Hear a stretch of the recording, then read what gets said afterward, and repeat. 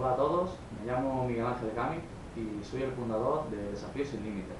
una empresa social que tiene como misión la inclusión de las personas con discapacidad a través del ocio, del deporte y del turismo accesible.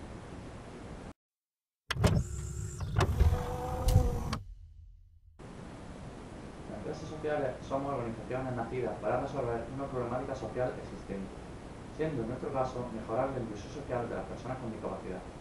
para lo cual utilizamos una serie de métodos y técnicas de gestión empresarial innovadoras con el fin de hacer a la entidad sostenible tanto en el tiempo como económicamente. Es por tanto que el objetivo fundamental de nuestra empresa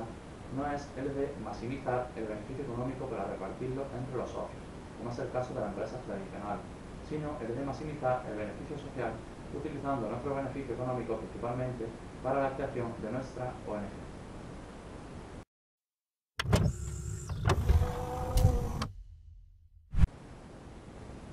Tanto nuestra empresa como nuestra ONG tiene como misión, como he dicho anteriormente, la inclusión de las personas con discapacidad a través del deporte, el ocio y el turismo accesible.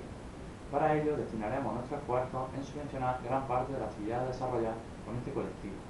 así como adquirir material adaptado para el desarrollo de cada una de estas actividades y ponerlo a disposición de estas personas, ya que partimos del gran coste que supone para sus familias y lo necesario que son para ellos. Es por este motivo que necesitamos de la ayuda de entidades como Fundación Telefónica.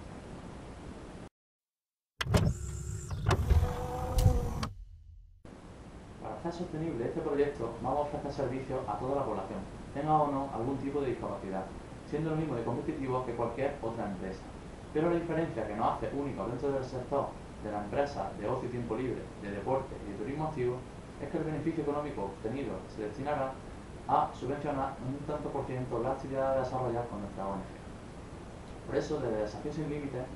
te animamos a que sigas disfrutando, pero ahora con nosotros puedas seguir disfrutando ayudando al mismo tiempo, porque nosotros no ofrecemos servicios, nosotros ofrecemos ilusión y desafíos. Contamos contigo.